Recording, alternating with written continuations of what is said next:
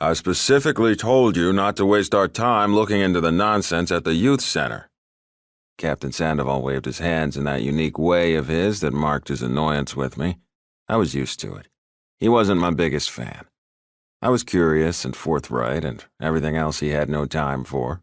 What he wanted was a subordinate who agreed with what he said and never rocked the boat. That isn't me at all. I was off duty. That didn't seem to count for much. Kids drawing on walls is not, I repeat, not the best use of police time. With all due respect, sir, the message on the wall suggesting that the mayor is open to bribery is clear, and I don't believe children wrote it.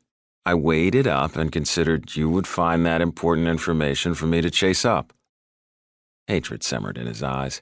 He hadn't thought much of me before I left town. He loathed me coming back, and now he certainly made it visible he didn't want me working under him. So this was nothing new. I didn't argue when he was handing me the crappy jobs, just bit my tongue, kept my head down, and did my work. In 2 short years, he'd be retired and out of my life. Or at least out of my work life. Lancaster Falls was a small town, maxing out at 3,000 souls, and he'd still be part of the place I called home now, but I wouldn't have to answer to him. He narrowed his eyes. Remind me how bribery was spelled? A spelling mistake doesn't make it any less. Clearly, it was a kid who doesn't know what they're talking about drew that on youth center property. Let them deal with it. Do we understand each other?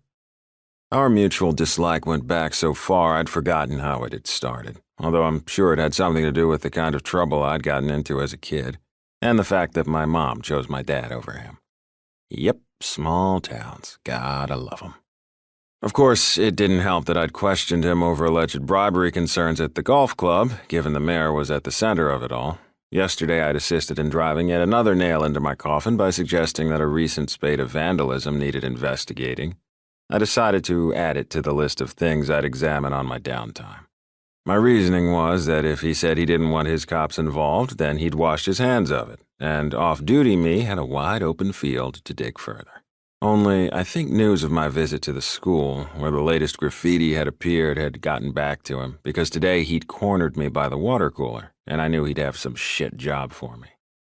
You need to go up and check on the out-of-towner.